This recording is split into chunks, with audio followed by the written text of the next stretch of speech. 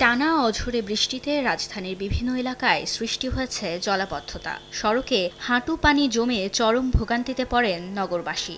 সবচেয়ে বেশি দুর্ভোগে পড়েছেন অফিসগামী মানুষ, শিক্ষার্থী ও নিম্ন আয়ের কর্মজীবীরা।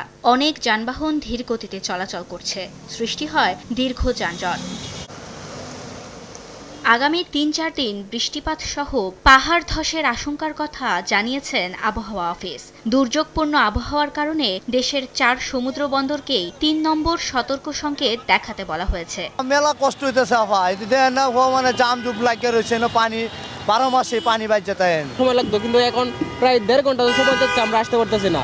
মানে মোটরসাইকেল প্রায় ডুবে যাচ্ছে। রাস্তা রিক্সা ভাড়া বেড়ে গেছে, অতিরিক্ত পাওয়াও যাচ্ছে না। তার সাথে রাস্তা ডুবে গেছে। আইল্যান্ডগুলোতে লুকানো ড্রেইন আছে, যেই ভয়ে মেইন রোড দিয়ে চলে আসতেছে আর কি।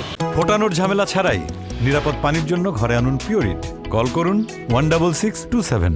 এদিকে সচিবালয়ে বাংলাদেশে দুর্যোগ মোকাবেলার সহযোগিতা নিয়ে যুক্তরাজ্যের হাই কমিশনার সারা কুকের সঙ্গে চুক্তি স্বাক্ষর অনুষ্ঠানে দুর্যোগ ব্যবস্থাপনা ও ত্রাণমন্ত্রী জানান, হঠাৎ বন্যাসহ দুর্যোগ মোকাবেলায় সরকার সব ধরনের প্রস্তুতি নিয়েছে। ৬৪ জেলায় ত্রাণ সহায়তা পাঠানো হয়েছে। ইতিমধ্যে আমাদের মন্ত্রণালয় থেকে প্রত্যেক জেলায় ২০০ মেট্রিক টন করে চাল, ১০ লক্ষ টাকা বরাদ্দ দিয়েছি তাৎক্ষণিকভাবে এই ধরনের দুর্যোগে আক্রান্ত ব্যক্তিদেরকে সহযোগিতা প্রদান করার জন্য। আমরা এই ব্যাপারে সামগ্রিক প্রস্তুতি রয়েছে। বড় ধরনের কোনো আশঙ্কা আপাতত নেই। বড় ধরনের কোনো ঘটনা ঘটলে আমরা অবশ্য তাৎক্ষণিক সেখানে সহযোগিতা দিব। ৬৪ জেলায় বরাদ্দ দিয়েছি, তার মধ্যে বেশি দিয়েছি আমরা ওই পার্বত্য চট্টগ্রাম এবং কক্সবাজার। দেশে বড় ধরনের বন্যার আশঙ্কা নেই বলেও জানান দুর্যোগ ব্যবস্থাপনা ও ত্রাণমন্ত্রী। ফারিয়া ফারুকী, সময় সংবাদ, ঢাকা।